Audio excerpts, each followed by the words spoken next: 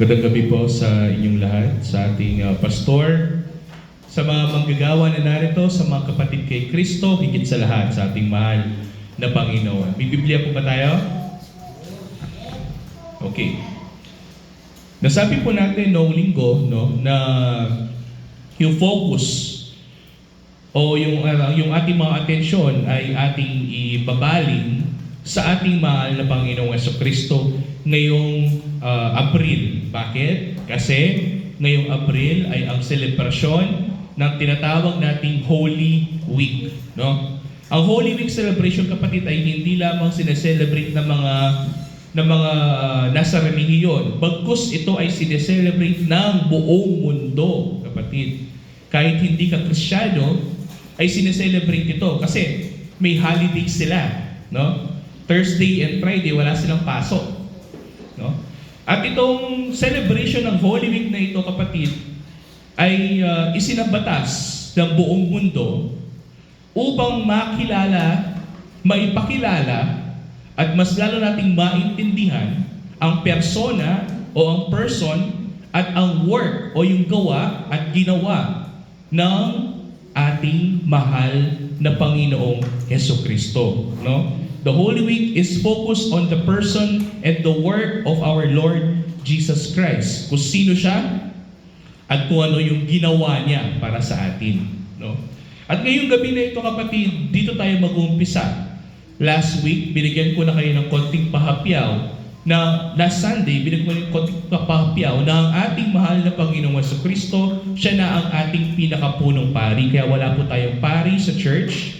Dahil ang ating pinakapunong pari ay ang ating mahal na Panginoong Jesucristo na nasa langit at nakaupo sa kanan ng Diyos na siyang ating pinaka-mediator or tagapamagitan. At ngayon, sino ba talaga itong tagapamagitan na ito? Sino ba talaga si Jesucristo? Sino po ba si Jesucristo? Meron po ba kayong ideya kung sino siya? Marami nang sasabihin ninyo ay si Jesus ay yung lumakad sa mundong ito at napako sa krus para sa kasalanan ko. Totoo yun. Si Jesus yung nagpunta dito sa mundong ito at lumakad na walang ginawang kahit anong kasalanan para sa aking katuwiran. Totoo yun. Pero ang tanong, sino ba talaga siya? Sino ba talaga ang ating mahal na Panginoong Jesucristo? Tao lamang ba? Is He like the human manifestation of God? Tao lamang ba siya? No? Siya ba ay isang human mode lang ng Diyos? No? Kapag sinabing human, si Jesucristo yun? O mayroong mas higit pa na persona ng ating Panginoong Jesucristo? Yun yung pag-aaralan natin ngayong gabi na ito. At nawa, bigyan niyo po ng konting pansin. Kung meron po kayong Biblia, buksan ninyo. Kung wala, kung meron kayong cellphone, mag-download kayo ng Bible app at samahan ninyo ako ngayong gabi na ito. Ang pag-aaralan natin is Christology. No? Christology from the word Christ, which is Jesus, and ology. Ano ibig sabihin yan? The study. Yes, the study of, parang biology. Kapag logy, the study of, pag bio means life. Biology is the study of life. No? At sa Christology, this is the study of our Lord Jesus Christ. Kaya ngayong gabi, magba-back to basics tayo. Bakit? Pag sinabing basics, ano to? Ito ay yung fundamental framework, kapatid. Ibig sabihin, kailangan bawat mananampalataya kay Kristo, alam itong katotohanan na ito. At kung hindi mo alam itong katotohanan na ito, hindi mo tunay na nakikilala si Jesucristo. Kaya magba-back to basics tayo ngayong gabi na ito. Mayroong mga relihiyon na nagsasabi na si Kristo ay tao lamang at ang Ama ang tunay na Diyos. Ibig sabihin, ang Ama ay ang Diyos at si Kristo ay tao lamang. At kung tao lamang si Kristo, ibig sabihin, katulad lamang siya ng mga ibang tao na nauna sa Kanya. Tulad ni Moises, tulad ni Abraham, tulad ni Isaiah. No? Isa lamang siyang propeta, isa lamang siyang Mesiya, Isa lamang siyang tao na mayroong healing powers na kaya niya magpagaling ng karamdaman. No? Pangkaraniwan, kumbaga, ang ating Panginoong Jesucristo. Kasi nung unang panahon, kapatid, hindi lamang si Kristo yung nagpapagaling ng karamdaman. Mayroon ding mga ibang tao na nagsisilabasan na sinasabi nila na sila ang Mesaya o yung tagapagligtas at nagpapagaling din ng karamdaman pero hindi sila yung totoong Kristo. No? Kaya ngayong gabi na ito, kilalanin natin kung sino yung totoong Kristo.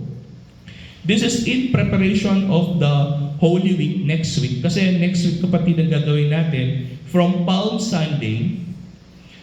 Mag-start tayo sa Palm Sunday, yun yung significance doon.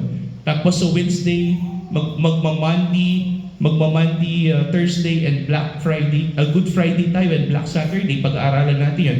Tapos sa Sunday nun, mag-i-Easter tayo. Pag-aaralan natin yung buong week na pinagdaanan ng ating mahal na Panginoon bago siya mapako sa krus at bago siya mabuhay muli. No? At ngayon, bago natin pag-aralan yung ginawa ni Kristo, pag-aaralan muna natin kung sino siya, ang persona ng ating Panginoong Jesucristo. So, ang topic natin ngayong gabi na ito ay yung unang tatlo. Yung pang-apat tsaka pang-lima sa ibang araw na yung mga yan. Kasi yun yung ginawa ni Kristo, no? At kung sino siya. So, mag-focus pa tayo sa tatlong topics kasi mahaba-haba yung mga yan, kapatid. Kung ubusin natin yung 5 topics na yan, mauubos yung dalawang oras. So, mag-umpisa tayo, mag-start tayo sa 3 topics muna, which is first, who is Christ? Sino ba si Kristo? Pangalawa, the deity of Christ. Alam niyo ba yung sabihin ng deity? Sa Tagalog ay ang pagka-Diyos ni Kristo. Okay?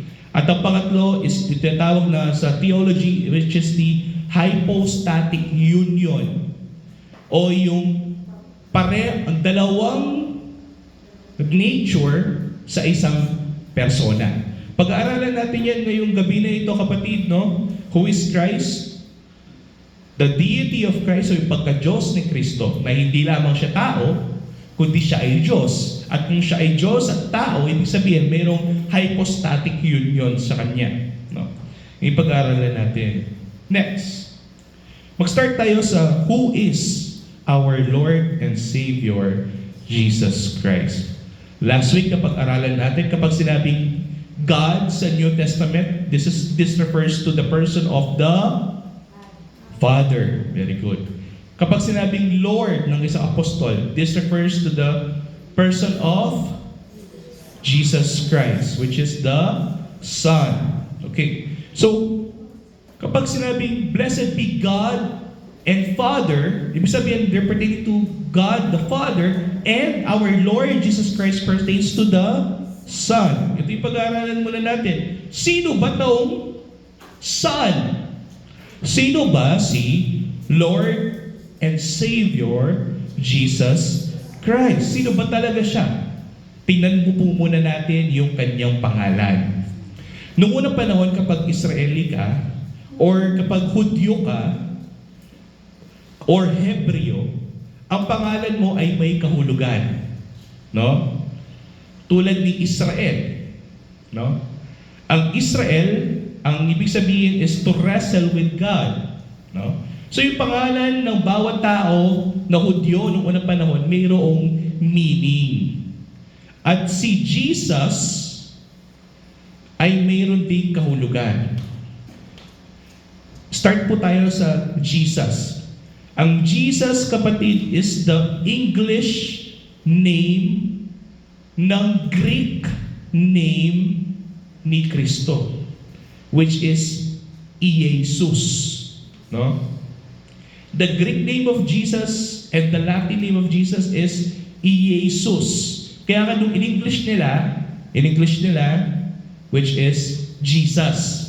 Pero ang totoo, hindi naman talaga yon ang pangalan niya sa Hebreo. No? Nagkataon lang ng pangalan niya sa Greek Bible is Iesus. Pero ang pangalan ni Jesus sa Hebrew is Yeshua. No? Yeshua ang pangalan ni Jesus in Hebrew. Yeshua or Joshua, which means God is salvation. Ye is Yahweh, and Shua is salvation. Kaya makikita mo dyan, ang pangalan talaga ni Kristo is, in Hebrew is Yeshua, which means God is salvation. Ibig sabihin, meron na tayong punto. Ang pangalan ni Kristo ay may kinalaman sa Diyos at sa pagliligtas ng tao. No? Dumating ang Diyos upang magligtas ng tao. Kaya ano yung ibang pangalan ni Yeshua, ng ating mahal na Panginoong Jesucristo? Sa Isaiah, He will be called Emmanuel. Do you know what Emmanuel means? God with us.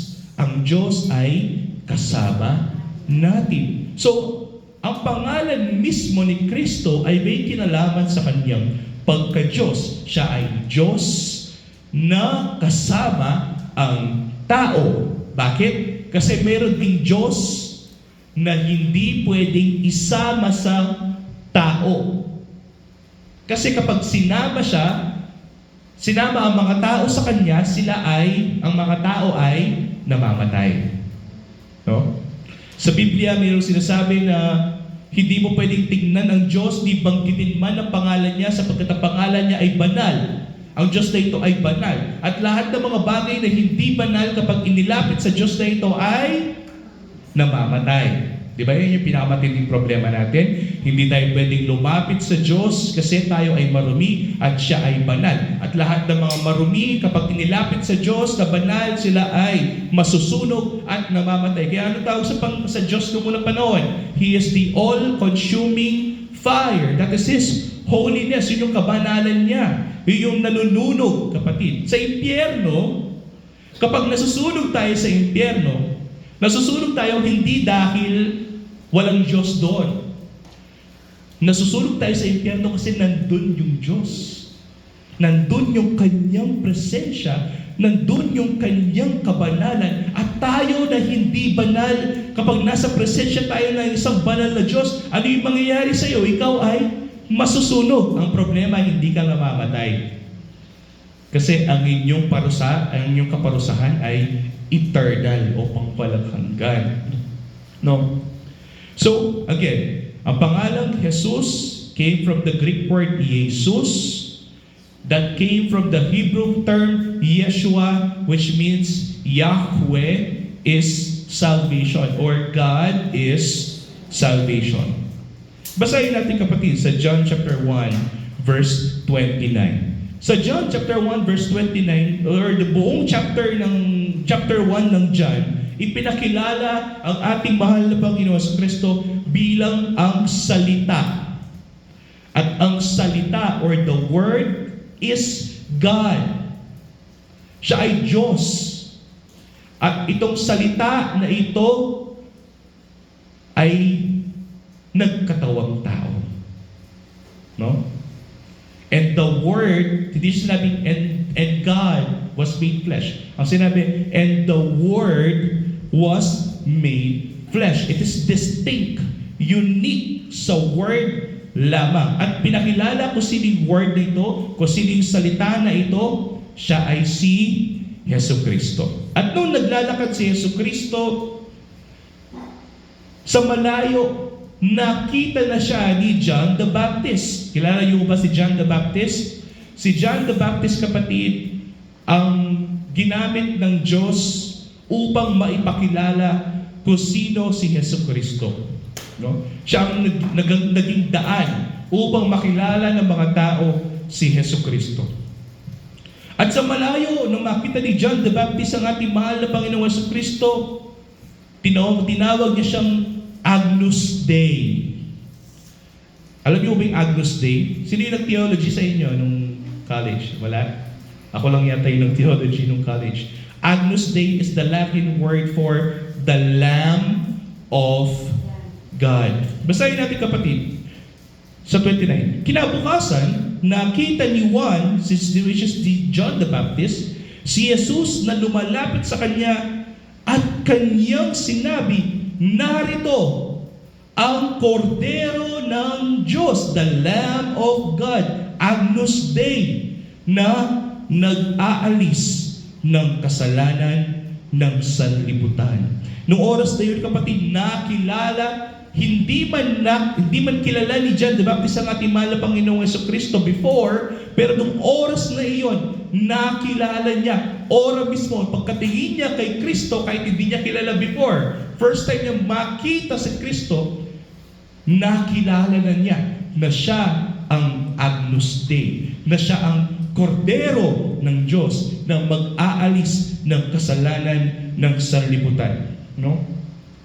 So ang ating mahal na Panginoong Kristo ay hindi lamang siya Yeshua or God is salvation, kundi siya rin naman ay si Agnus Dei, which is the Lamb of God who shall take away the sins of the world.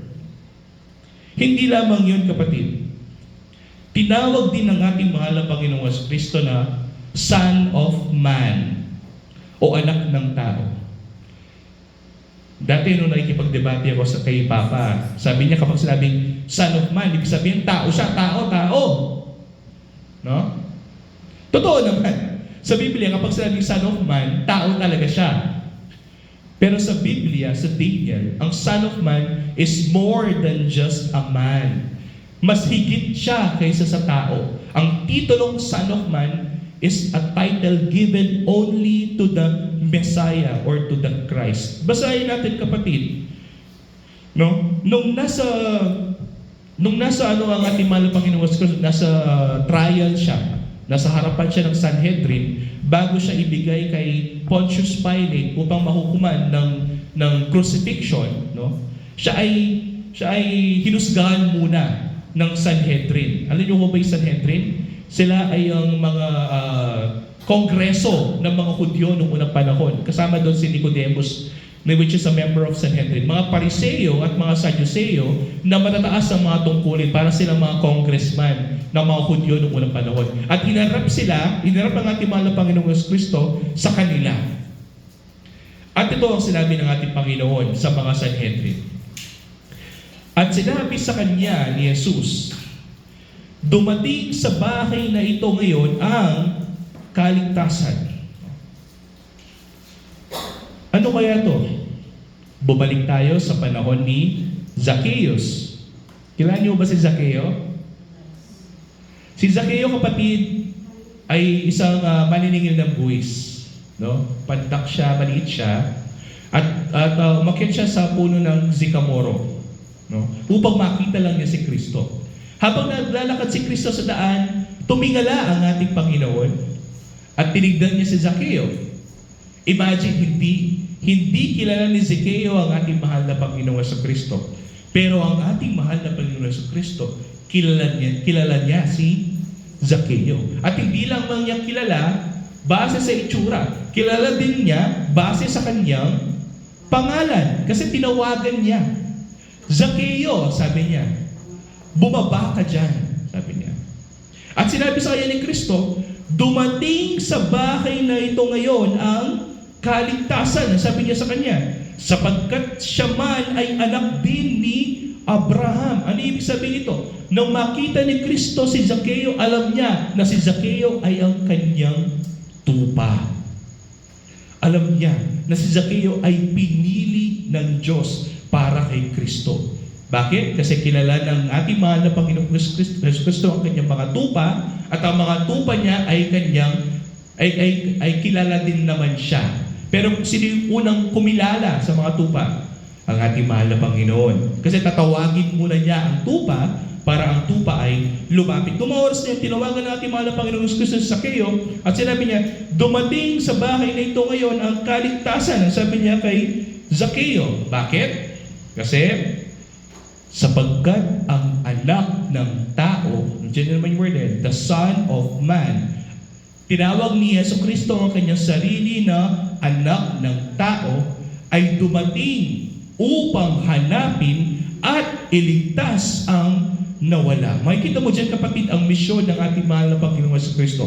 Buwaba siya sa mundong ito hindi upang May pakita lamang ang mga milagro na kaya niyang gawin ng kanyang mga malahimalang mga kamay, kundi nagpunta siya dito sa mundong ito upang magligtas ng mga taong nawawala. Ayan ang totoo niyang misyon. Ang tanong, sino ba yung anak ng tao na yan? Ang anak ng tao ba na yan ay tao? No? Tao lamang at anak lang siya ng tao? No, kapatid.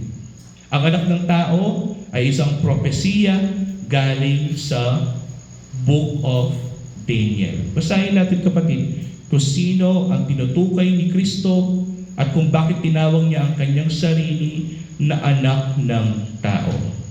Sa Daniel chapter 7 verse 13-14, si Daniel, kapatid, ay isang propeta ng Diyos at sa kanyang pangitain ay may nakita siya. Patuloy ako nakakita sa pangitain sa gabi, ang sabi ni Daniel, at narito, ang isang gaya ng anak ng tao, parang mukha siyang tao, para siyang anak ng tao na dumarating kasama ng mga ulap. No? Ito daw, anak ng tao na ito ay dumarating na kasama ang mga ulap. At siya'y lumapit sa matanda sa mga araw at iniharap sa kanya. Pag sabi matanda sa mga araw, the ancient times. Itong anak ng tao na ito ay nanggaling sa sinaunang panahon pa at siya ay bababa mula sa ulap na para bagang siya ay mukhang tao at mayroon siyang katangian. Ano yung kanyang katangian? Basahin natin. Itong anak daw ng tao na ito ay binigyan siya ng kapangyarihan, kalwalhatian, at kaharian. Ang Diyos ay seloso. Pinag-aralan na natin ito. Ang Diyos, gusto niya sa kanya lamang ang kalwalhatian. Ayaw niyang i-share yung kanyang kalwalhatian kahit sino, di ba? Gusto niya, siya lang ang naluluwalhati. Pero dito, nang makita ito ni Daniel, binigyan siya ng Diyos ng kapangyarihan at shinare din sa kanya yung kalwalhatian at kaharian mismo ng Diyos. Itong anak ng tao na ito, na para bagang mayroon siyang sarili niyang kapangyarihan, mayroon siyang sarili niyang kaluwalhatian, at mayroon siyang sarili niyang kaharian. At bakit ito ginawa ng Diyos sa anak ng tao nito? Upang ang lahat ng mga bayan, bansa, at mga wika ay maglingkod sa Kanya. In other words, upang lahat ng mga bansa hanggang sa mga oras na ito ay makilala itong anak ng tao na ito at maglingkod sa Kanya. No? At hindi lamang yun. Ang kapangyarihan niya, ang kalwalhatian niya, ang kaharian niya ay makapangyarihan at masigit sa lahat. Bakit? Ang sabi pa sa pagpapatuloy natin, ang kanyang kapangyarihan ay walang hanggang kapangyarihan. Hindi ito lilipas kailanman at ang kanyang kaharian ay hindi mawawasak. Itong anak ng tao na ito na ang kanyang kaharian ay kailanman na hindi mawawasak. Itong anak ng tao na ito na kailanman ang kanyang kapangyarihan ay hindi lilipas at yan ay ibigay sa kanya ang kalwalhatian ng Diyos. Siya, kapatid, ay si Jesucristo. No? Pinakilala ng ating mahal na Panginoong Kristo ang kanyang sarili hindi as Son of God, kundi ipinakilala niya ang kanyang sarili as the Son of Man. Sapagkat siya ang pagpapatunay at pagpapatotoo ng propesiya sa Daniel. Siya ang anak ng tao na parang Diyos ang kanyang kapangyarihan. Hindi lamang ang ating mahal na Panginoong Jesucristo ang nakakita nito, kapatid. Sinabi din ng ating mahal na Panginoong Jesucristo sa mga Sanhedrin na ganito ang kanya sinabi. Sa Matthew 26:64. Sinabi ni Jesus sa kanya, ikaw ang nagsabi, ngunit sinasabi ko sa inyo, mula ngayon ay inyong makikita ang anak ng tao na nakaupo sa kanan ng kapangyarihan. Napag-aralan na natin yan last week. Ang ating mahal na Panginoong Kristo, ang ating pinakapunong pari, dahil sa kanyang buhay, siya ay inupo sa kanan ng Diyos. Kapag nakaupo ka sa kanan ng hari, ano ibig sabihin doon? Kapantay mo yung otoridad, kapantay mo yung posisyon, kapantay mo yung kapangyarihan ng hari. At makikita mo dito, kapatid, na ang ating mahal na Panginoong Jesucristo, sinabi niya na siya ang anak ng tao na napropesiya sa Daniel, na kapantay ng Diyos ang kapangyarihan, nakapantay niya ng Diyos ang kaluwalhatian, at kapantay niya ang Diyos sa kanyang kaharian. Kaya makikita mo dito, ang anak ng tao na nakaupo sa kanan ng kapangyarihan ay dumarating na nasa mga ulap ng langit. Nabasa natin kanina. Nakita ni Daniel na parang isang anak ng tao na bumababa na kasama ng mga ulap. At sinabi ni Kristo sa mga Sanhedrin, ako yon. Ako yung anak ng tao sa Daniel na bumababa mula sa langit na kasama ng mga ulap na ako ay nasa kanan ng kapangyarihan na kapantay ko ang Diyos. Philippians chapter 2. Sa Philippians chapter 2, sabi ni Pablo na bagamat kapantay ni Kristo ang Diyos, hindi niya ito itinuring na isang bagay na kanyang pinanghawakan. Na bagamat siya ay nakaupo sa kanan, hindi niya ito inisip na isang bagay na kanyang panghawakan. Bumaba siya sa mundong ito at nagkatawang tao. Hindi lamang dyan, kapatid, sa Mark 14:62, sabi dito ni ating mga Panginoon Kristo, sinabi ni Jesus, ako nga, sabi niya sa mga Sanhedrin, at makikita ninyo ang anak ng tao na nakaupo sa kanan ng makapangyarihan. Inulit ito sa kapatid ng Gospel according to Mark, ng ating mahal na Panginoong Kristo nung ipakilala niya ang kanyang sarili sa harapan ng Sanhedrin, siya ang anak ng tao na kapantay niya ang Diyos.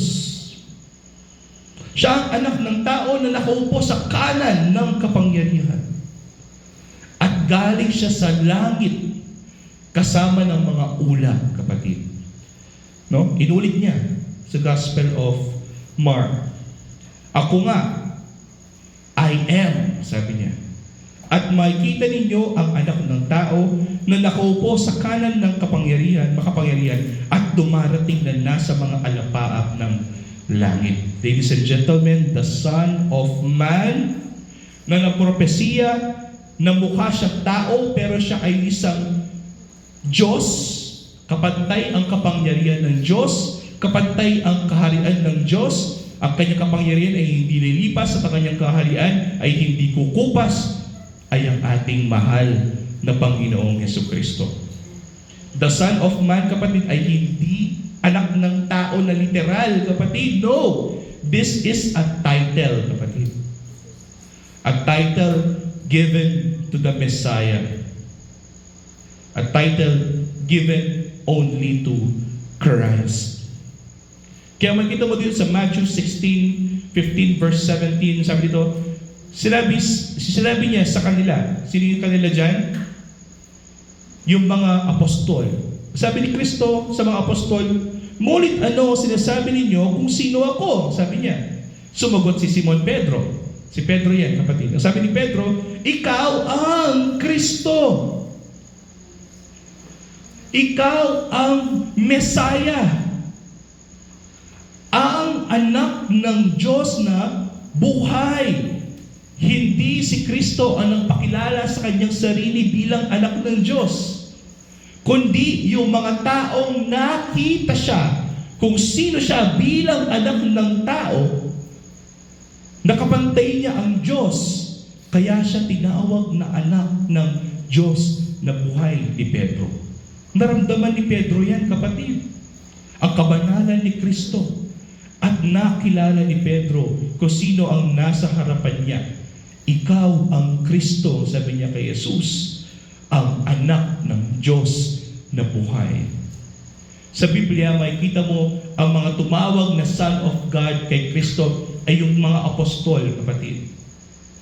Pero si Kristo, pinakilala niya ang kanyang sarili, not as the Son of God, but as the Son of Man.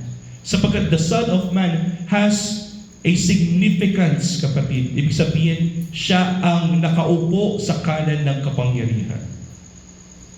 Nang makilala siya ni Pedro na siya ang Diyos, sumagot si Jesus.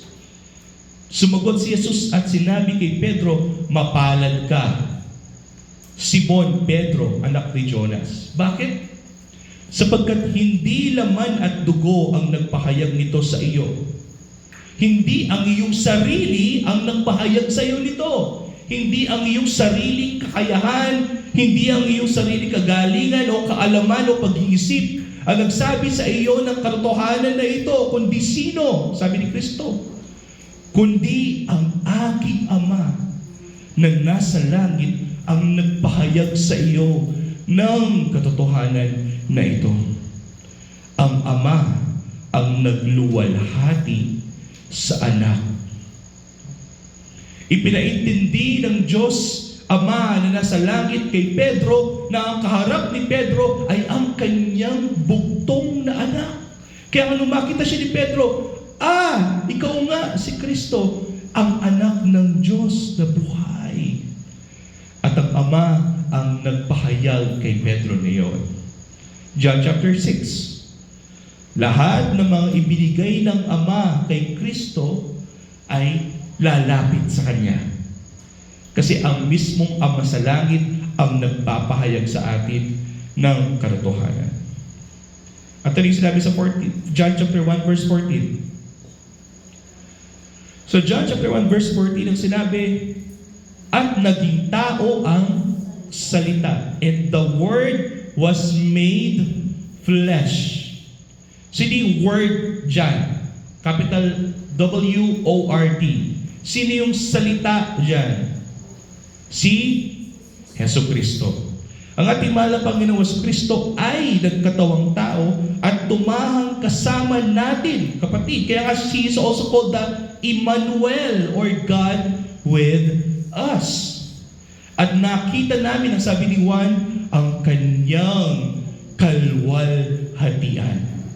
Again, kaninong kalwalhatian ang nakita nila? Ang kalwalhatian ba ng Ama o ang kalwalhatian ni Kristo?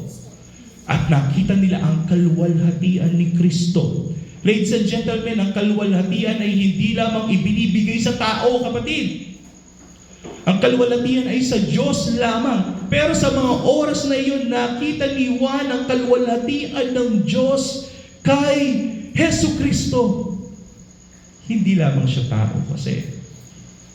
Hindi lamang siya tao na ipinanganak sa mundong ito. Kundi nakita siya ng mga tao bilang ating Diyos sa langit. No? Ano yung kalwalhatian niya? Kalwalhatiang gaya ng satanging anak ng Ama. Makikita mo dyan, kapatid, na sinasabi ni Juan ng kalwalhatian ni Kristo ay kapantay ng kalwalhatian ng Ama natin sa langit. At ang kalwalhatian ni Kristo ay puspos ng biyaya at katotohanan. Kaya sinasabi ko, pag pinapakilala ko ang ating mahal na Panginoong Kristo, siya ang ating tagapagligtas, ang biyayang ibinigay ng Diyos sa atin, ang biyayang ibinigay ng Ama sa atin, na kaya niyang ibigay ang kanyang bugtong na anak para sa atin. This is the grace of God. Who? Our Lord Jesus Christ.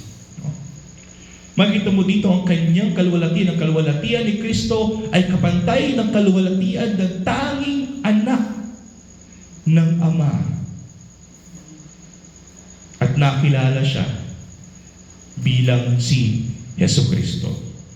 Ibig sabihin, ang ating mahal na Panginoong Hesus Kristo, hindi lamang siya Yeshua, hindi lamang siya Son of Man, hindi lamang siya Agnus Dei, kundi siya rin naman ang Messiah. He is the Christ, He is the Messiah, He is the Son of God. No?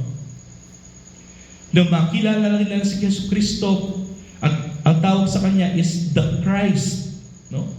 Hindi kahit kanino lang ibinibigay yung titulo na yan, kapatid. Christ or the title Christ is only given to our Lord Jesus. Kaya ang pangalan niya, Jesus Christ. Hindi apelido yung Christ, kapatid. Titulo yan. No? Baka akala nyo apelido yun. Titulo yan, kapatid. Ang apelido ni Jesus is Nazareth. Jesus of Nazareth. Kasi noong unang panahon, wala namang family name talaga eh.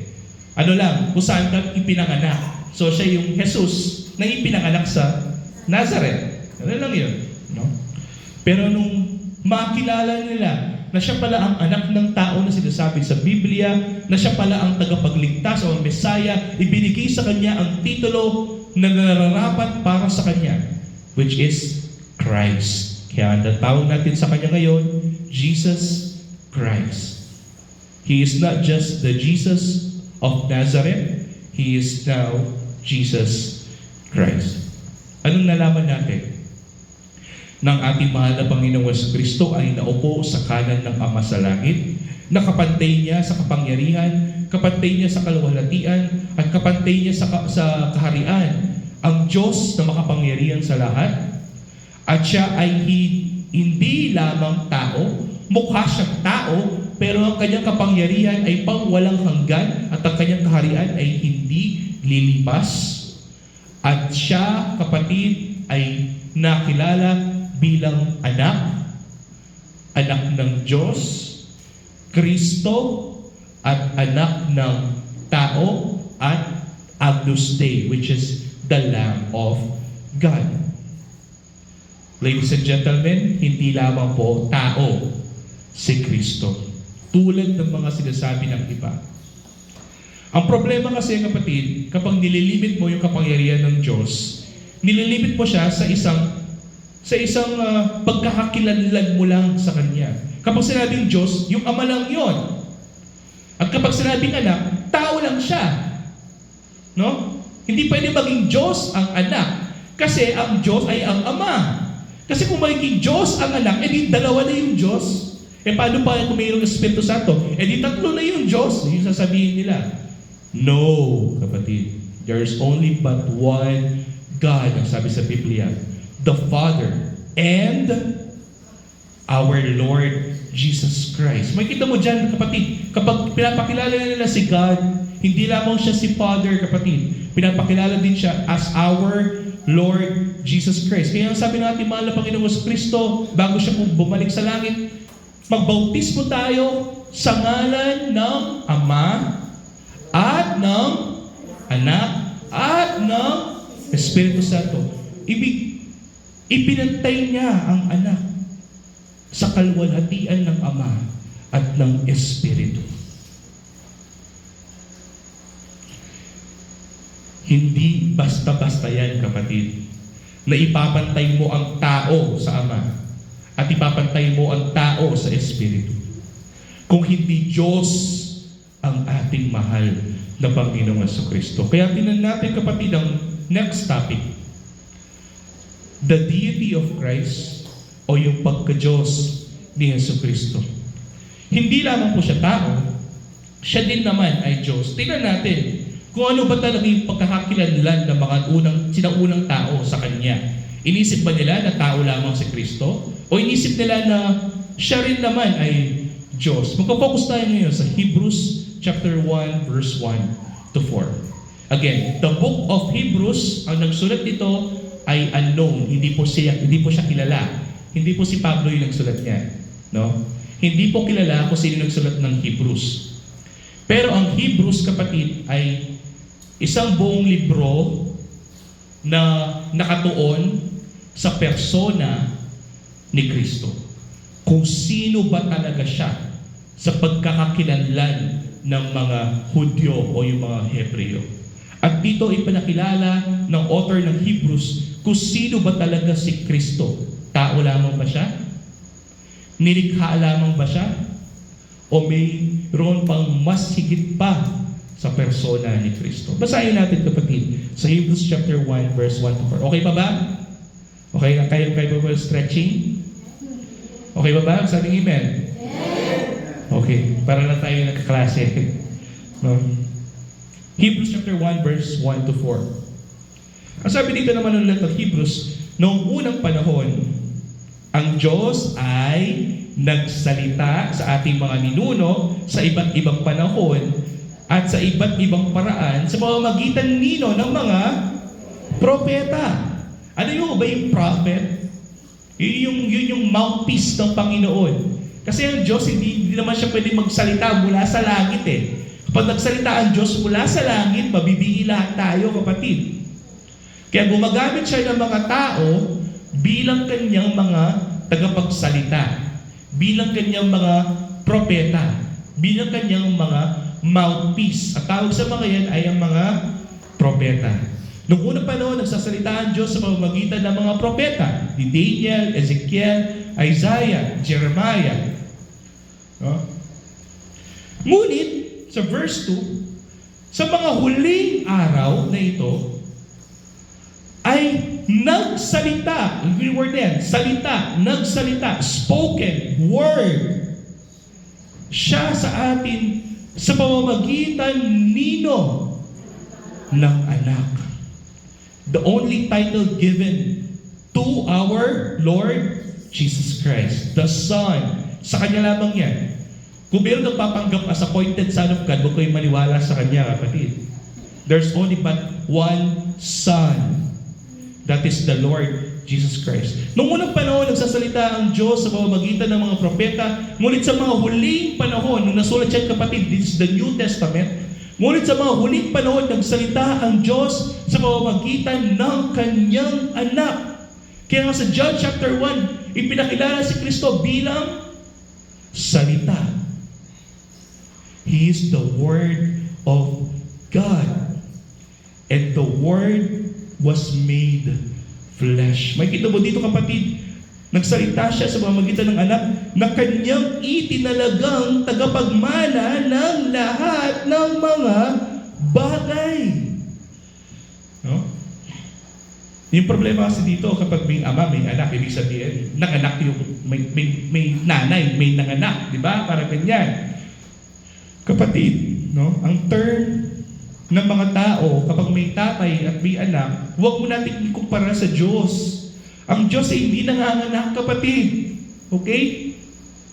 Kaya tinawag na Son si Kristo kasi nagkatawang tao siya. Lahat ng mga nagkatawang tao na mula sa Diyos ay tinatawag ng sons. Kaya kasi naging panganay sa ating lahat. Siya ang Diyos na nagkatawang tao, kaya ang tawag sa Kanya, the Son. No? Hindi dahil pinanganak siya mula sa Ama. No. Okay? Misconception yan. Minsan magkaroon tayo ng konting question and answer portion regarding that. Kiniklear ko lamang. So, nagsalita na ng ating Diyos sa pamamagitan ng anak na kanyang inilaga at pagmana ng lahat ng bagay na sa pamamagitan din niya'y ginawa ang mga sanlibutan. Saan nangyari yan? Saan natin mababasa yan? No? Hebrews chapter 1 verse 2 ay sinasalamin yung John chapter 1. Ang sabi sa John chapter 1, basahin natin. In the beginning was the Word. So ang Word na ito ay nag-exist bago pa nangyari o natatag ang mundong ito. And the Word was with God. Ibig sabihin itong Word na ito, kasama niya ang Diyos. And the Word was God. Dati ang Word na ito ay isang Diyos. And He was in the beginning with God, and all things were made through Him. Lahat ng bagay ay nilikha sa pamamagitan niya, at kung wala siya, ay walang mangyayari. Bakit? Kasi, paano naglikha ang Diyos noong unang panahon? Siya ay nagsasalita. Diba? Nagsasalita siya, let there be light, sabi ng Diyos. And there was light. Kung di nagsalita ng Diyos na, let there be light, kung di siya nag-command, kung walang word na nangyari, may malilikha ba? Wala. Kaya iulit ito sa Hebrews chapter 1 verse 2. Ang sabi dito, siya ang salita ng Diyos, ang anak, at siya ay itinilagang tagapagmana ng lahat ng bagay, at sa pamamagitan din ng anak na siyang salita ng Diyos ay ginawa ang sanlibutan. Nilikha ang sanlibutan. Mirroring lang yan, parallelism, no? Sinasabi ko lang sa inyo para may reference kayo. At ito, sa ikatlo, siya ang kaningningan ng kaluwalhatian ng Diyos. Again, hindi i-share ng Diyos ang kanyang kaluwalhatian kahit sa tao. Kahit sa mga anghel, hindi i-share ang kanyang kaluwalhatian. In fact, si John sa Revelation, so makita si John ng isang anghel, napaluhod si John at sasabayin na niya dapat yung anghel. Pero nung sinabi ng anghel, no, huwag mo kong sabahin. Hindi ako Diyos. Bakit? Kasi natatakot yung anghel. Alam niya na ang pagsamba, pagluluwalhati, pagpupuri ay tanging sa Diyos lamang. Kapag sinamba siya ng tao, yung tao na yun ay sumasamba sa Diyos-Diyosan. No? Pero dito makikita mo, ang ating mahal na Panginoong Jesucristo ay ang kaningningan ng kaluwalhatian ng Diyos. He is the light of the glory of God.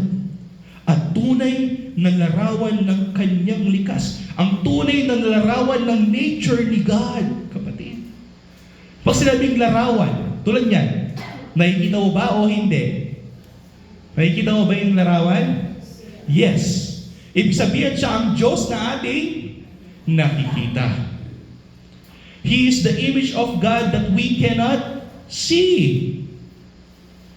So nakikita natin ang kaluwalhatian ng Diyos kay Kristo. Nakikita natin ang kapangyarihan ng Diyos kay Kristo. Nakikita natin ang likas na pagka-Diyos ng Diyos kay Kristo. At kanyang inalalayan ang lahat ng mga bagay sa pamamagitan ng kapangyarihan ng kanyang salita. Ipinakilala ng Hebreo na ang ating mahal na Panginoong Kristo ang salita ng Diyos, ang salita na nagkatawang tao, at ang salita na siyang kasama natin. No? Next, nang magawa niya ang paglilinis ng mga kasalanan, itong salita na ito, itong anak ng tao na ito, itong anak na ito, ano yung nangyari sa kanya? Siya ay umupo sa kanan ng kamahalan sa kaitaas-taasan. Nandiyan na naman yan, kapatid. Seated at the right hand of God. Ibig sabihin, kapantay niya ang Diyos sa langit. No? Marami yung nagsasabi niyan. Seated at the right hand. Sinabi ni David, sinabi ni Paul, sinabi ni Peter, sinabi ng author ng Hebrews. Marami yung nagsasabi niya, kaya hindi mo pwedeng i-deny yan, kapatid. No? Ang dami nagdi-deny dyan. Na, kailan naman siya sinabi na umupo siya sa kanan kasi parang nirepresenta lang yun na tayo. Pwede rin tayo umupo sa kanan pagdating na panahon. No! Ang tao ay hindi pwedeng umupo sa kanan ng Diyos. Wala po tayong karapatan na maupo sa kanan ng Diyos. Isa lamang ang pwedeng umupo sa kanan ng Ama sa langit, si Kristo. At bakit? Bakit siya mayroong karapatan na umupo sa kanan ng Diyos? 4. Palibasay naging higit pa siya na mas mataas kaysa sa mga anghel. Sino nakakita ng anghel dyan? Siguro wala pa sa atin. Ako hindi pa ako nakakita. Pero sa Biblia, kapag ang mga tao nakakita ng anghel, akala nila nakakita sila ng multo. Nanginginig sila sa takot, kapatid. Si John nga, sinamba niya yung anghel eh. So sobrang takot niya sa anghel. Ibig sabihin ng mga anghel ay mas higit na makapangyarihan kaysa sa atin, hindi ba? Pero itong si Kristo na siyang anak ng Diyos, kahit mas makapangyarihan yung mga anghel sa atin, siya ay mas makapangyarihan kaysa sa mga anghel na mas makapangyarihan pa kaysa sa atin. Palibasa ay naging mas higit siya at mas mataas pa siya kaysa sa mga anghel. Palibasay, nagmana siya ng higit na marilag na pangalan kaysa sa kanila. Mayroong pangalan na ibinigay kay Kristo na sa Kanya lamang ibinigay na mas higit kaysa sa kahit anong pangalan. Ano yan? Jesus is Lord or Adonai. Philippians chapter 2. He was given the name above every names. Lord. Na ibinigay lamang kay Yahweh, na ibinigay din kay Kristo, which is the sovereign one, kapatid. He is the Lord of Lords, kapatid. Marilag ang kanyang pangalan kaysa sa kanila. So, si Kristo pala ng anak ay kapantay ang Diyos sa langit. Mas higit pa siya kaysa sa mga anghel. So, mas higit pa siya kaysa sa tao. So, hindi lamang tao si Kristo. Diba? Conclusion. Kung mas higit pa sa anghel si Kristo, hindi siya tao. At hindi rin siya anghel. Sino siya? Ano siya? Tao lamang ba siya? Basahin natin. Ano nga ba ang sinabi ng Ama sa langit tungkol kay Kristo na kanyang anak? Ipinakilala ng Ama sa langit kung sino si Kristo. Sa Old Testament, basahin natin sa pagpapatuloy ng Hebrews chapter 1, verse 5 to 8. Sapagkat kanino sa mga anghel ang sinabi ng Diyos kailanman? Ang sasalita dito ang Diyos. Magsasalita dito ay ang Ama, si Yahweh. Ang sabi niya, nung ipakilala niya si Kristo, ikaw ay aking anak. Ako ngayon ay naging iyong Ama. Imagine that. Si Kristo lamang yung tinawagan niyang anak. Wala sino mang nilikha niya, kahit mga anghel pa, ang tinawagan niyang anak. Si Kristo lamang. That is the first point. Bakit mas higit pa siya sa mga anghel? Kasi ang Diyos tinawag niya si Kristo na kanyang anak. At muli, makikita mo dito, sabi dito, ako'y magiging kanyang ama at siya'y magiging aking anak. Ito yung sinabi ng Diyos sa langit. Tatawagin kitang anak, sabi niya kay Kristo, sabi ng Ama, at ikaw ay tatawagin mo kong Ama, sabi niya sa anak. So meron silang relasyon. Ang Ama at ang anak ay may relasyon. Si Kristo lamang ang pwedeng tumawag sa Diyos na Ama. At ang Diyos, kaya pwede niya tawag, si Kristo lamang ang tinawag niyang anak, wala nang iba pa. Kaya sa Biblia, hindi mo makikita na ang tao ay tinawagan niyang Son of God. No. Si Kristo lamang tinawagan the Son. Kasi siya lamang yung kinilala ng Diyos bilang kanyang anak. Gets? Okay. So makikita mo dito ang pagkakakilala. Ang Diyos, tinawag niya si Kristo na kanyang anak. At si Kristo bilang anak, tinawag niya ang Diyos bilang kanyang Ama.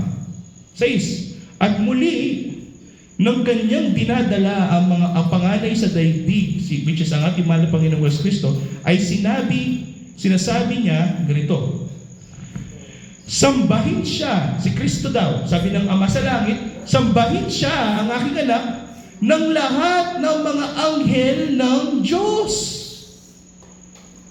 Ipinakilala ng Ama si Kristo na karapat-dapat na sambahin hindi lamang ng mga tao, kundi pati ng mga anghel ng Diyos. Kung tao yan, sasambahin ba ng mga anghel? Kung tao ba yan, sasambahin ba ng mga anghel? Saan sa Biblia na ang anghel ay sumamba sa tao? Wala. Pero dito ipinakilala ng Ama sa langit na ang kanyang anak ay sasambahin ng mga anghel ng Diyos. 7. Tungkol sa mga anghel, ito yung mga anghel, ay sinabi niya, ginagawa niyang mga hangin ang mga anghel at kanyang mga lingkod ay nagniningas ng apoy. So, ganyan lang yung description ng Diyos sa kanyang mga anghel. Para silang mga hangin at para silang nagniningas sa apoy. Yun lamang ang description ng Diyos sa mga anghel. Kaya nga Satanas, ang demonyo, sa pagpapakilala ni Pablo sa Ephesians chapter 2, sabi niya, ang prinsipe ng himpapawid, ng hangin. No? Kasi anghel siya dati. No? So, ganyan yung pagpapakilala ng mga anghel. Para lang silang, hangin, apoy, ganon. Pero kailanman hindi niya tinawag na anak yung mga anghel. No? Ngunit, sa 8, ngunit tungkol naman sa anak, which is our Lord Jesus Christ, ay sinabi ng Ama sa langit ganito. Ang sasalita dito ang Ama, ang Diyos. Ang sinabi niya kay Kristo, sa anak, ang iyong trono, tapos ang tawag niya kay Kristo, O Diyos, ay magpakailanman. Imagine that. Ang Diyos sa langit, ang Ama, tinawag niya ang anak niya na Diyos. At mayroon daw siyang trono, at ang trono niya ay magpakailanman. Ano sinabi ni Kristo? Siya ang anak ng tao. At sinabi sa Biblia, ang anak ng tao ay may trono. At ang kanyang trono ay magpakailanman. Hindi lilipas, hindi kukupas. Nakasunod ba? So, ang Diyos Ama, tinawag niya ang kanyang anak na Diyos. Sabi niya, ang iyong trono, O Diyos, sabi niya kay Kristo, ay magpakailanman. At ang sentro ng katwiran, ang siyang sentro ng iyong kaharian. Sabi niya. At sinabi, ano pang pagpapatuloy? Ang sabi ng Ama sa anak, inibig mo ang katwiran. Kasi, bumaba siya sa mundong ito, at tinupad niya ang batas para sa atin, na wala kahit isang kasalanan na hindi niya ginawa, at siya'y naging matuwid sa harapan ng Ama. Kaya inibig mo ang katwiran, ang sabi ng Ama kay Kristo. At kinapuotan mo ang kasamaan. Kaya ang Diyos, sabi niya, which is siya, ang Diyos mo, sabi niya, ang anak at tao sa kanyang Ama ay Diyos din. Ibig bang sabihin niya, tatlo ang Diyos? No. Isa lamang ang Diyos, kapatid. Nagtatawagan sila. Ang tawag ng Ama sa anak ay Diyos. Ang tawag ng anak sa Ama ay Diyos. Kaya makita mo dito, kaya ang Diyos, sabi niya, siya, ang Ama. Ang Diyos mo, sabi niya kay Kristo, na kinikilala ng anak na ang Ama ay Diyos din, ay binuhusan ka ng langis ng kagalakan higit pa sa iyong mga kasamaan. Ibig sabihin, ang Ama sa langit ay binuhusan ng langis ang kanyang anak. That is anointment, kapatid. And when you are anointed by God, ang tawag sa iyo ay Messiah, Christ. Kaya hindi lamang siya anak ng tao, siya ay Messiah, siya ay Kristo. Ito yung sinasabi ng author ng Hebrews. Okay? So, ibig sabihin, ang Ama, kinalala niya ang kanyang anak bilang Diyos. At ang anak, kinilala niya ang kanyang Ama sa langit bilang Diyos. Okay.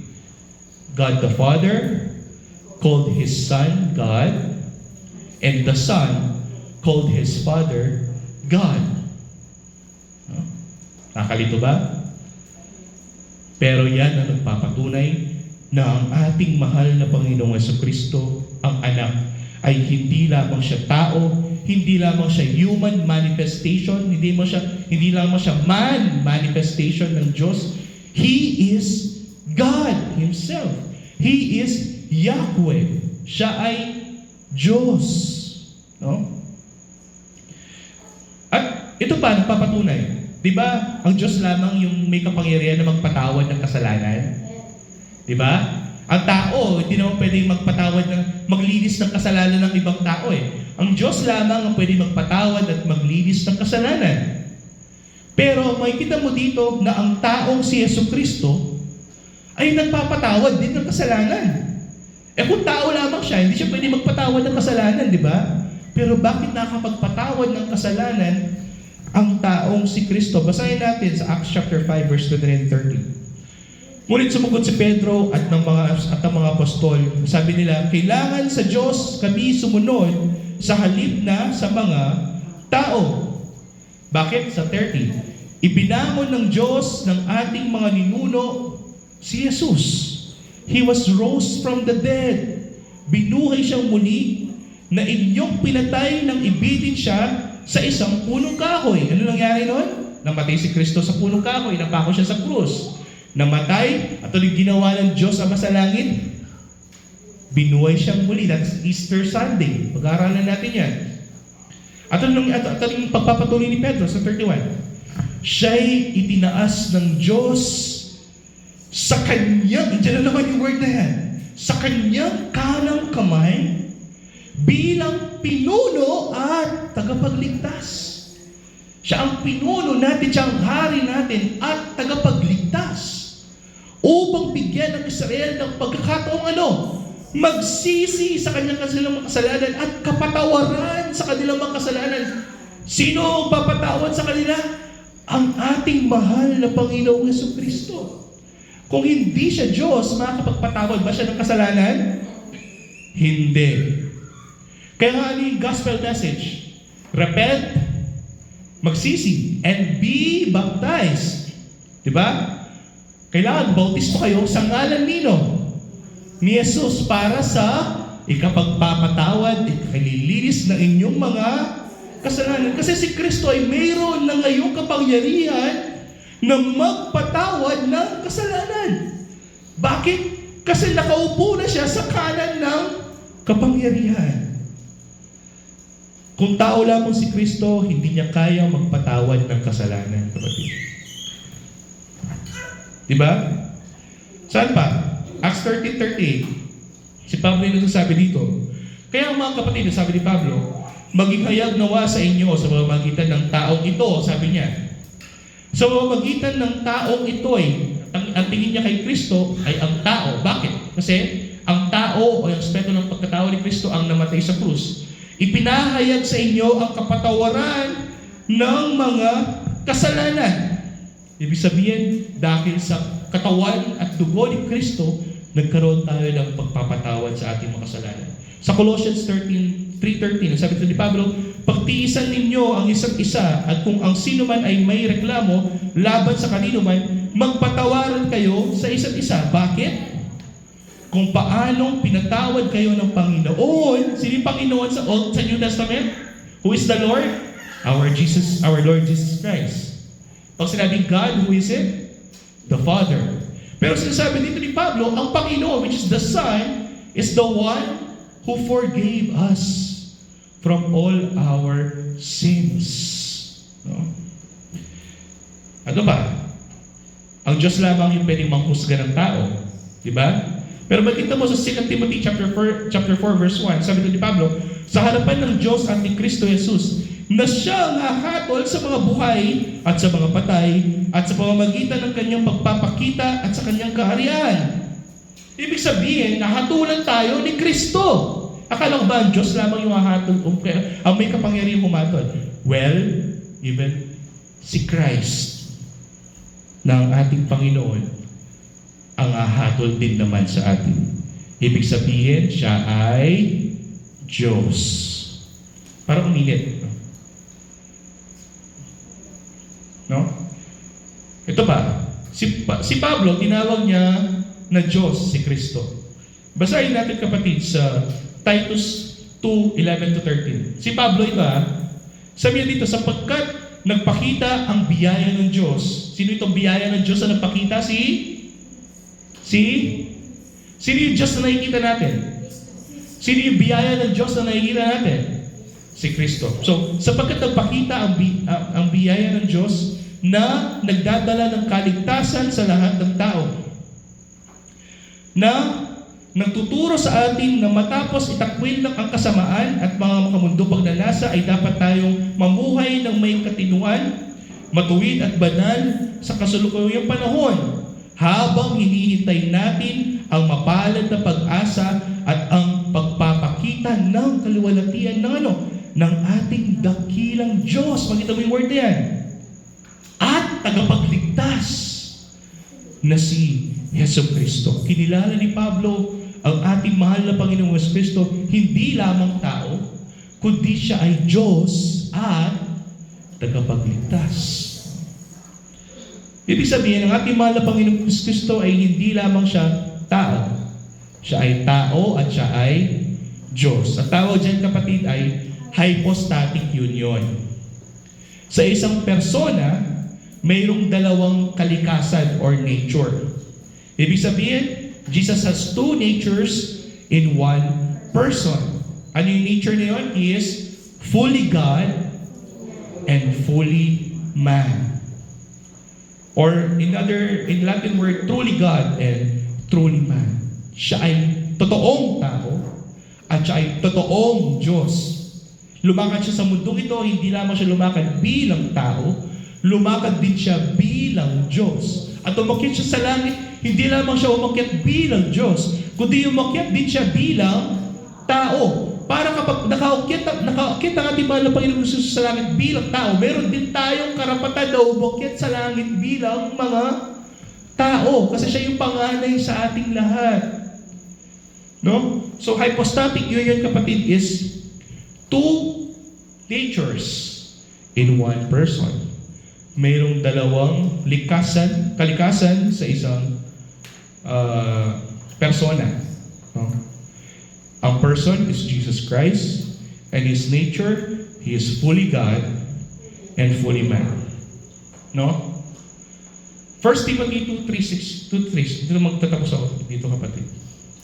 Sabi dito ni Pablo, ito'y mabuti at kaaya-aya sa paningin ng Diyos na ating tagapagligtas, na nagnanais na ang lahat ng tao ay maligtas at magkaroon ng pagkakakilala ng katotohanan. May kita mo dyan, kapatid, ninanais daw ng Diyos na lahat ng tao ay maligtas. Pero hindi naman natatapos doon. Kasi sabihin ng mga universalist, di ba? Nais pala ng Diyos na ligtas lahat ng tao. No! Iniligtas niya ang lahat ng mga taong may kilala at kilala ang katotohanan. May kita mo dyan. Ay baligtas at makarating sa pagkakakilala sa katotohanan. 5. Sapagkat may isang Diyos. Mayroong Diyos, which is ang Ama. Again, pag New Testament, kapag sinabing Diyos, sino yan? Ang Ama. Pag Lord, si Kristo. Mayroong isang Diyos, which is the Father, at may isang tagapamagitan sa Diyos at sa mga tao. Nasa gitna siya, siya yung ating tagapamagitan, siya yung ating bridge, siya yung ating tulay, patungo sa Ama sa langit. He is our only way, our truth, and our life. Sino ito? Ang taong si Kristo. Bakit sabi ni Pablo, Diyos si Kristo? Bakit dito sinasabi niya, tao lamang siya? Well, kasi ang taong si Kristo ang nagbigay ng kanyang sariling buhay sa krus.